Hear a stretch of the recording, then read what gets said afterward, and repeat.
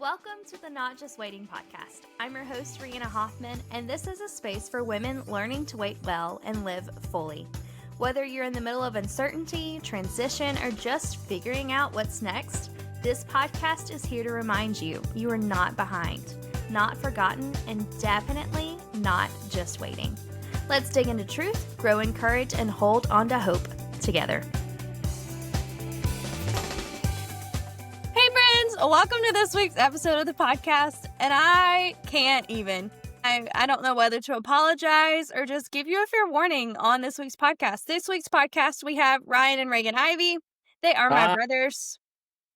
Reagan, Ryan. They're going to introduce themselves in a second so that you can understand which one is who, like whose voice belongs to who, because this is the first time we've had more than two people on the podcast, which is exciting. If you don't know what my voice is, you have an issue. That's Ryan. My voice is very, very discreet. Not the most proud of it, but I own it. It will be more fun to watch the podcast this week. In case you are normally a listener, I typically just listen to podcasts. It will be way more fun to watch it because I need you to look at my brothers this week. So, boys, can you introduce yourself and tell our listeners a little bit of what you do? Reagan, go first. All right. Hey, guys. I'm Reagan. I'm happily married with my wife, Kayla. We have a beautiful 1-year-old as of this past Wednesday. Her name is Riley. Rihanna calls her Doodle. Gave her that nickname from birth. And so she may or may not make an appearance. It depends on her nap schedule. Right now, she is taking a beautiful, wonderful nap, and I am so grateful for that. But my week-to-week job is I am the children and students minister at Wendell Baptist Church. So all the way from infancy through college and career, I'm over full time, whether that's Bible studies or going to school events or doing events at the church or really being the gopher. Because if I'm not doing that, I'm either helping with sound or helping run copies, or it's ministry. And so that is what I do for a full-time job. Ryan. Hi, I'm Ryan Ivy. I'm a fourth-year medical student, graduating May 9th. I will have the title of doctor, which I could care less about having. It's just a title. Call me Ryan after I'm a doctor for all I care. I'm going to be a general surgeon. Lord willing, I match. I live in Kansas right now. My wife of 2.5 years is also in Kansas with me. She's ready for a new adventure, as am I. And so we're waiting for that next chapter in our books. But that's about it.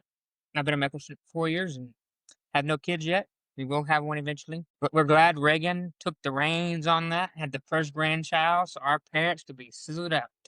Yeah, they spoil that little girl absolutely all the time. Even this past week, me and my wife had the stomach bug, and so they would be great grandparents and decided to come get her so that Kayla and I could nurse ourselves back to health, right? You know, good parents. And so we were talking about how they would get her to daycare and what that would look like. And they called me Monday morning and said, hey, you know what? We're just going to stay home with her today. And I'm like, why? Both of you, it's Monday. It's a busy day. It's like, well, overnight, they both got sick. So they have been living up the grandparent life through the good and the bad. And yes, Ryan is right. Because I have the only grandchild on both sides of the family, that child is getting spoiled. So it's a lot of fun. A lot of fun right now. She is such a good baby. Anyway, guys, happy birthday. This is our birthday podcast. So if you see this on social media or you have our personal phone numbers, text us because it's our birthday, because we're triplets. In case I forgot to start with that. Yeah. That means 3 of us were born at one time. Repeat that. Thank you. 3 children came out of one woman at one time. Thank you, Ryan. That is what triplets equals. Thank you, Med Medical student. 101. Thank you, Med student. I appreciate you, sir. Before you ask, Ryan was first, then it was Reagan, then it was me. And I will never let them forget that. I am the oldest and the favorite. But I'm the best because I'm the middle. Everybody likes the peanut butter in the sandwich. That's questionable. That's questionable. Growing up years, you are not the favorite by any means. You're not the best by any means. As you went to college and adulthood, you definitely changed. And people liked you a lot more, I think. Mama liked you a lot more. I liked you a lot more. I thought you were a jerk in high school. But now I love you to death. I call you once a week for like the last 2 months because I'm proud of myself because I cut everybody off. Unintentionally with med school. But I do love you and think of you a lot. But I was not a fan of you in high school. Didn't I know we were thought you going on. were the biggest butthole in high school, just to be honest. I did Just gotta not get that know off we my were on chest. Now I I didn't know love you. your feel right now, exposing our emotions of how we felt about each other. That's great. Thanks, Ryan. My Appreciate that medication insight. needs to kick in real quick. Welcome to Triplets Tell All. Okay, question number 1 before Ryan tells even more deep, dark secrets. There are no secrets. I would not reveal any dark secrets. That was just a lovely secret that I love my brother a lot more now than I did then. But I've always loved him.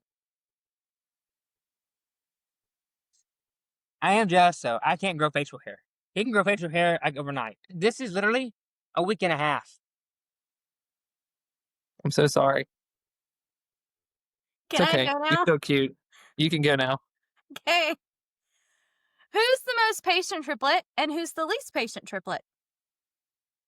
And what concept? Can I Because answer? in marriage, there is always one patient in marriage in the relationship, and one spouse is not that patient. And nowadays, school has made me very, very patient.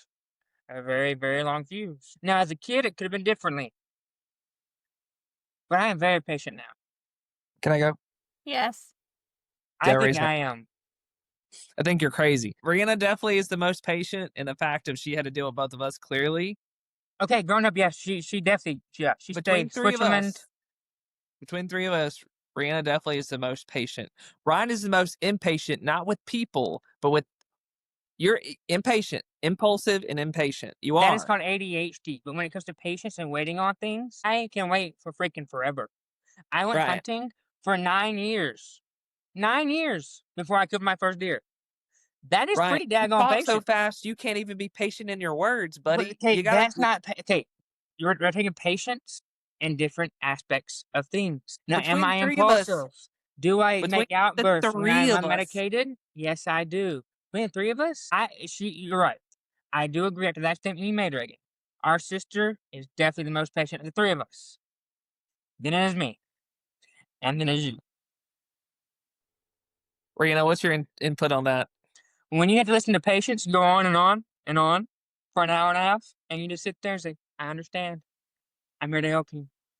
And you stay calm and collected, because that's what you're supposed to do as a doctor. You're supposed to listen to your patients. You're supposed to show empathy. You're supposed to help them get better without putting your own input on it, without letting your emotions get the better of you.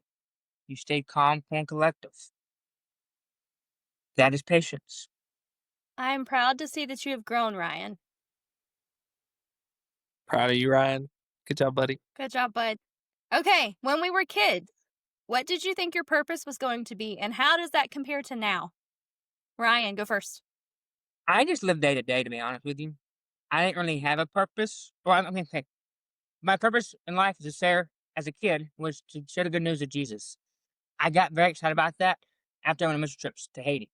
But from a career standpoint, I honestly had no idea what I was going to do. For the longest time, I wanted to play soccer, which I did play soccer in college. Reagan got offered to play soccer in college, but he chose not to go play.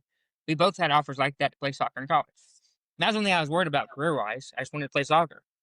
But did I actually have a long-term goal of being like the president or an astronaut or a doctor? I had no idea. I mean, I was told by my mom that some people assumed that I would be a trash man one day, which, I mean, you get to go visit lots of places, and your scenery changes, so that's not necessarily a bad gig. But I think when you say when we were younger, the first time I had an idea about being a doctor was probably 11th grade when I did the allied health program in high school. And I knew I wanted to be a surgeon. Didn't know what type of surgeon I wanted to be, whether it's orthopedic or trauma or general. I knew I wanted to be a surgeon at 11th grade. And so I stuck to that till now. And I'm still not there yet. I mean, the sad reality of med school is you go through med school 4 years hoping that you're going to be this doctor or that doctor. The reality is you have to match into that specialty. If you don't match in that specialty, you are left with whatever you match into. So I'm still not there yet, but hopefully I will be. And now I'm currently still living day to day, just trying to make it. So Fair enough. Reagan. Mine definitely didn't match because I was gonna be a teacher forever and ever, amen. I was gonna be the president first. I was gonna be the president first. I will still vote for you. I still think you should run it. Thanks. But you have to be a specific age to be the president, and we're not there yet. Yes, 35. 35. We're close. In what, 9 years? 8 years. 8 years? Well, wait. Okay, it's 25. We'll be 27 this year. 8. Today. We'll be 20. 7. We're 27. We're We'll be 27. 27. So We're 8 27 years. right now? Yeah, Yeah, we're we'll be 27 right today. now. Yeah. See, Today. you know what's sad? When you're up until you're 21, I think you know every single age that you are at every time of the year. After that, I literally have to think about it. It's kind of sad. You got old, Ryan. Back to purpose. I was going to be a teacher was a teacher for a couple years, and said no. So we're still waiting to see what that's going to be, but we're getting to write and podcast and do content and whatever else the Lord decides to throw in my lap. Reagan, what about you? Definitely always felt like my purpose in life was to bring a smile to people's faces. I'll be honest, I love telling jokes, both good and bad. I like to be a people person. I just like to see people happy and enjoying themselves. And so trying to figure out what to do with that growing up. I remember Miss Becky Campbell told me in first grade that I was going to be a preacher one day. And I was like, thank you, love you, but no.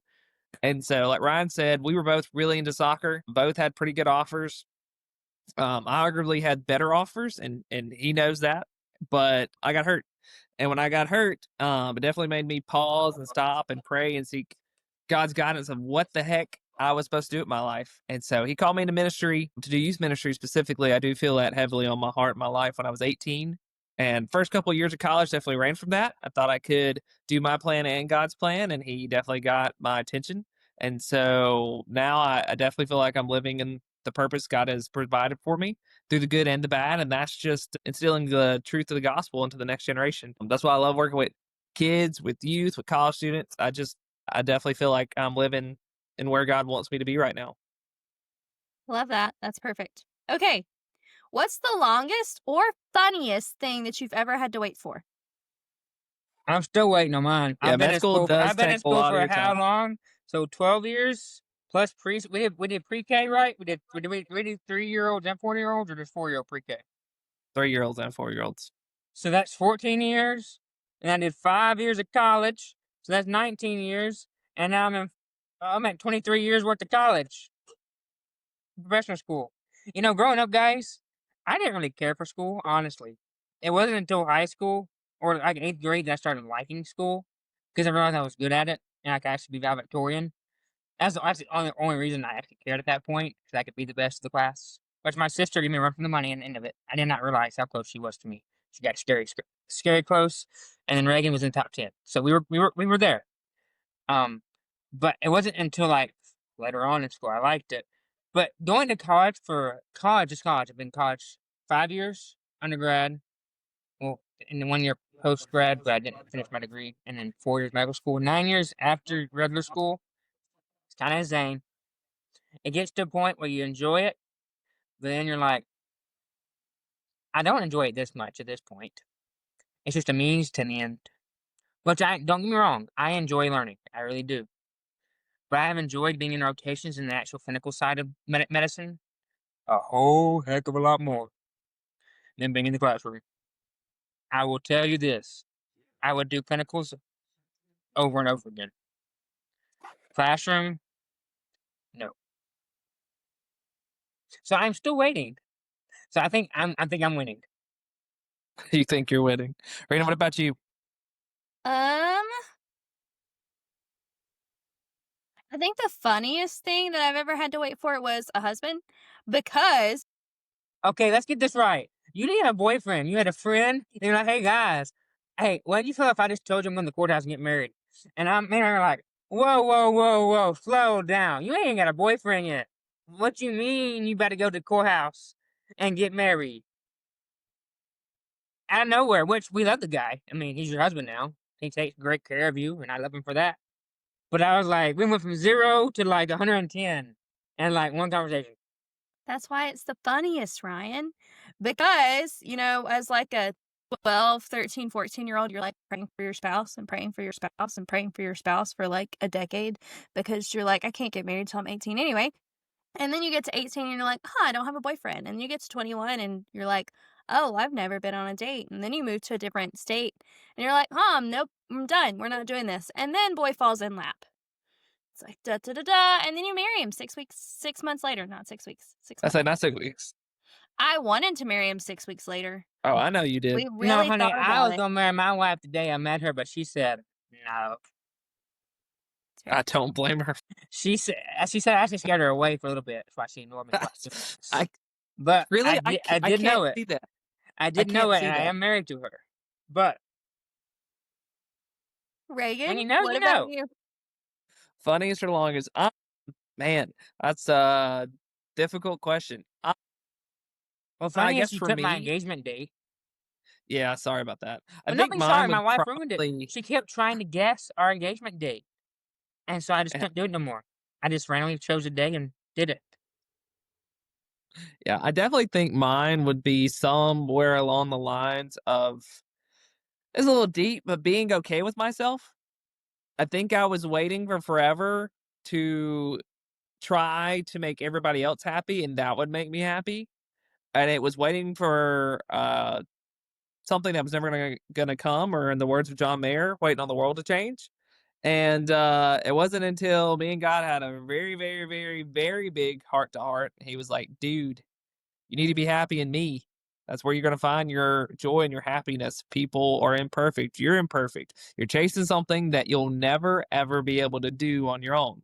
And so once I stopped worrying about everyone else and was like, all right, God, let me and you have a conversation. Hash this out for me, God. Fix my heart, fix my emotions. Let's get this done. And ever since then, not saying that it's every day has been perfect by any means, but realizing that I was waiting and being patient for something that was never going to be mine and something that was never going to happen and letting that go was so much more freeing and a weight that I carried that I had no reason to ever pick up.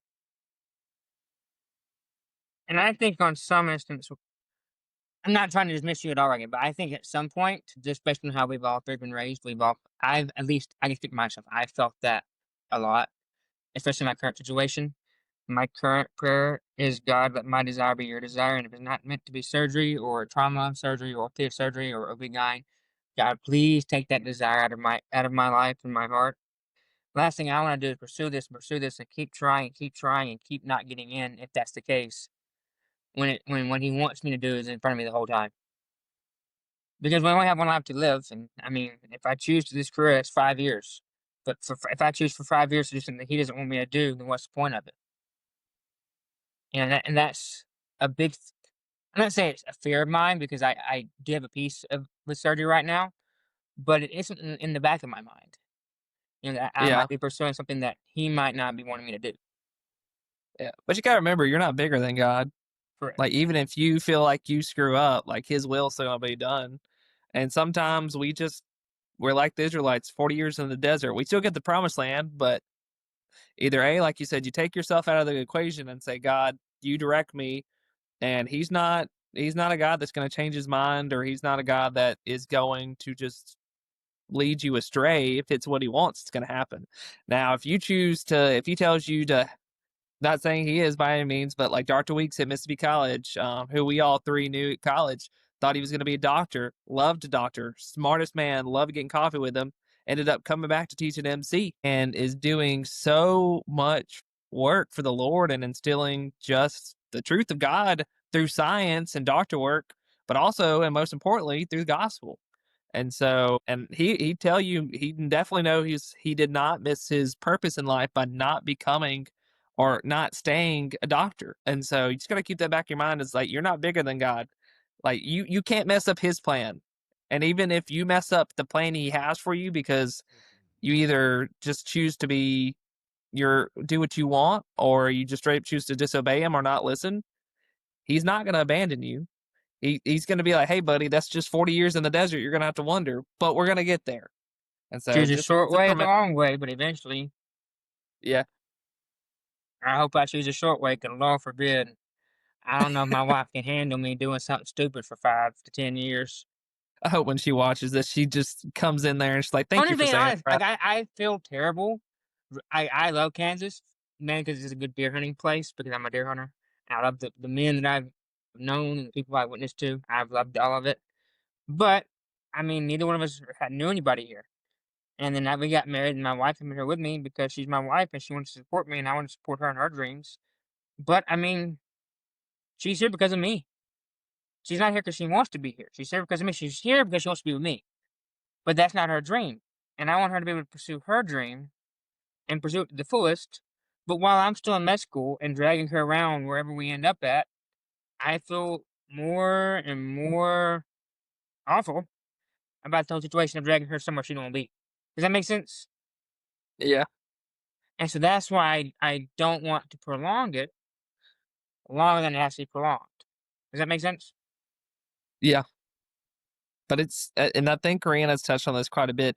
It's okay in the wait to still be productive even in ways that don't feel productive Yeah. because you're in Kansas, so guess what? That means it's a good time for the two of you, if you can't find a community, to make sure you're growing closer together. Make sure that you both are listening to each other, and she knows, Ryan, don't be so, she knew she was marrying someone going to medical school, so it's not like it's a surprise to her that it's taking a while. I mean, Kayla and I had the same discussion of, hey, I'm going into ministry, and if it comes between you and God, I'm listening to God. Would you be okay if we have to pack everything up and move across country because God showed me a different church or a different job to go to? And she said yes. And that doesn't mean that while we're here in Byram, we could be here for 20 years or for another two. But while I'm doing ministry, I'm still supporting my wife, and she's doing her dreams the best that she can as well. She's doing volleyball coaching now and cheer coaching on Which top still of, blows my mind. yeah, it is kind of crazy. But while we're both still doing ministry, and we have learned that because of that, and she's at Hillcrest, that she's still walking in what God has called her to do and doing ministry, even if it's not what we both originally planned or thought. And so just keep that. Evan would have never married you, Ryan, right or wrong, if she didn't want to truly love you and she didn't know what she was signing up for. True. That's why we actively wait instead of passively wait. Yeah, I know. Why we learn and grow while we're waiting instead of sitting on our couch and eating cookies and watching Netflix. And I'm still getting past that part. It's a process. It is a process. Okay, guys, another question. If our sibling dynamic were a Bible story, Oh, crap. which one would it be and why? Shadrach, Meshach, and Abednego. I thought the same thing. It is the only story I know that involved three people. And we were all three in that play. I was Abednego. And were you Meshach? Or you Shadrach, Reagan? I was Abednego. I was Meshach. You were Meshach. Rana, you were the narrator, right, Rana? I was the narrator that got to throw you guys in the fire. See? We were all three in that play. We all three refused to kneel. Okay, And we but got Ryan, burned. why are we Shadrach, Meshach, and Abednego? Because they're not triplets, but they're closest triplets we're going to get in the Bible. Or Ryan. I know that was super shallow. I know that was so super shallow. I understand that. But that's just the first thing that came to mind. The three amigos. Okay, Reagan, you can get biblical. It's your job. You're paid for. I would say if you're gonna go Shadrach, Meshach, and Abednego, it's because we walked through a lot of fire together. I feel like that's probably fair. Either personal fire or seeing each other go through some just hard life changes. We didn't abandon each other. We did a lot of growing through the fire. I think one of my favorite songs still out right now is Refiner by Maverick City. And, I want to be tried by fire, purified. Like all three of us have changed so much over the last 27 years. And it's been through that. And, we've had friends that have come and gone in different stages of our life, but at the end of the day, we're all three going to still have each other. And I think every time we go through a trial and tribulation, we definitely come out stronger on the other side of it. And I think we can all three say, and as Ryan said earlier, definitely 27 years old, we're way closer than we've ever been before. And I think it's just through going through those trials and being there for each other, whether it's to have Ryan there as somebody to listen to and some relief, or to have Brianna as just a call because she's good at listening to, or for me to give you my terrible dad jokes to try to get a smile out of you guys. We all have seen each other at our best and our worst, and I feel like God's definitely obviously made the biggest impact on all of our lives as He's seen us through it. And so, it's one thing to have siblings that are kind of close, but it's another thing to have siblings that love God so much more, and it allows us to love each other more and to grow more in our personal lives, in our married life, our sibling life. And just a big shout out to mom and dad for helping facilitate that through all these years. Yeah, you said that really well. I don't even have a thing to add to that. You did that really See, well. this is why he's paid for it. Yeah, thanks. Okay, Right. last question. What would you tell someone listening who feels stuck in a not yet season right now? I feel stuck in a not yet season. Basically, going through the motions, waiting on something to happen, it's not happening. Yeah, I got it. I was just trying to think of a way to put it because I love music and I love ministry, and I always think of the song by Matthew West, "Motions." Mm-hmm. That always comes to mind when this question comes up. Um, is if you are in a not yet season, it doesn't mean that it's time to give up or to give in or to have a pity party. Some of the most biblical people that went through their not yet season grew the most. I mean, obviously, we can probably think of King David, right? He knew he was anointed out the bat, but he didn't get to the actual kingdom and become king of Israel for many, many, many years later. He still had to go through trials and tribulations. Heck, he went to the palace and then had to go back being a shepherd. And so I think God uses our not yet season to prepare us. And so when you're waiting, see what God is gifted you with and hone in on those things. So whenever God's like, yeah, now's the time, don't be caught off guard by not using your talents in the wait. Don't be caught off guard by not being diligent in your wait because you don't really know what your not yet is going to turn into. I can look back at mine, as Ryan said, we thought we were going to be soccer players. We really did. And I felt like we were pretty good. That's just biasly. There may be people in the comments just like, nah, Reagan, I could have beat you in a 1v1. But through all that time, I was helping lead in our ministry at church and at FCA, and it taught me how to be a leader. We did speakers tournament in Rihanna, and so it taught me how to speak in front of people, and it taught me how to study scripture. I was just always involved in something, which taught me how to be an extrovert and how to interact with any kind of person in any kind of environment and just be loving at the end of the day. And so looking back at all those things, I would have never thought in the wait that's what I was learning. But now I can look back and say, all right, God, I see how you were working in the pieces in my not yet season. So now that I am walking in obedience, I'm not having to learn at the same time. Does that make sense? Absolutely. Ryan, do you have any guidance for our listeners? Take every day by day. If you try to consume everything that you want to be or waiting on at one time, it'll overwhelm you to a point that you shut down. You have to take it piece by piece, step by step. Try to go faster than that. You lose hope and you give up. There's been many times in medical school that has happened, unintentionally, and then sometimes I've conflicted. When you go back to the basics and take things day by day, step by step, you can and you will get through it. Hey friend, sorry to interrupt, but I really wanted to share something special with you. It's our birthday week, and I wanted to celebrate with you. From October 7th to the 15th, you can take 20% off our brand new Comfort Color Take Courage sweatshirt.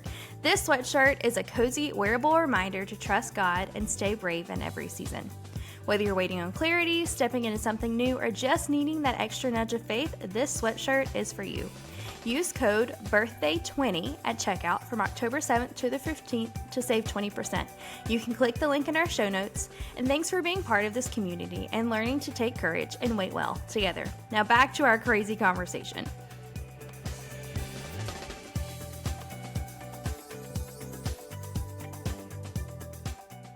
Hey, everybody. Say hey. Hi, Munchkin. Hey. Riley, is there anything you want to contribute to the podcast? What you gonna say? Nah. I just woke up from a nap, so I am Jay chilling. Okay, guys, is there anything else you want to tell our listeners before we pop off? I would definitely say enjoy the wait. I don't know how else to say that, and I know that makes so hypocritical looking back because I definitely did not enjoy the wait. But for example, I I always, and Rihanna and Ryan can attest, I always wanted to have a little girl. And so having her in my arms now at 27 was worth the wait. I think you just wanted a child named Riley and a girl fit that bill. I mean, that could be it too. But anything in the wait is worth it. I mean, it really is like what I just said about honing your skills and everything. We live in a world that is so fast paced that waiting is the last thing that we want to do. But we see through numerous biblical accounts that the waiting is worth it. You know, through almost everything from start to finish, we see that there's some form of waiting and it was for a purpose. And so I definitely say enjoy the waiting.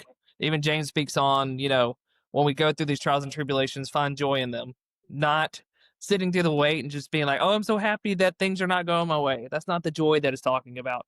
It's looking back in times like now and seeing that it was worth it. And I can find joy in seeing how God was honing our skills and what we went through and how we've turned out now. And now I have a cute little doodle, who I'm so, so happy. Well, I'm taking hunting when I get home and not in December.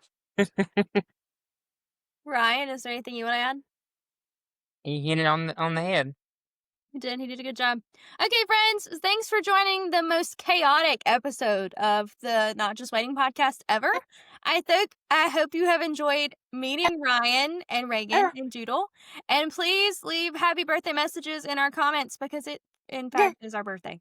And if you feel like you enjoyed this episode, even if it was for just a laugh, feel free to share it. We are on Spotify, on Apple Podcasts, and on YouTube. So, link, share, don't forget to subscribe, and see you guys next week. Bye, friends. Yeah, bye-bye. See ya. Bye. Bye-bye. Bye-bye. Thanks for listening to the Not Just Waiting podcast. I hope today reminded you that even in the in-between, God is working, and you are not alone. If this episode encouraged you, would you share it with a friend? And don't forget to hit follow so you never miss a moment of truth, hope, and real conversation. You can find me on Instagram at rihanna.ivy.hoff and join the community over on Substack for deeper reflections and weekly encouragement. Until next time, take heart, friend. God is in the waiting with you.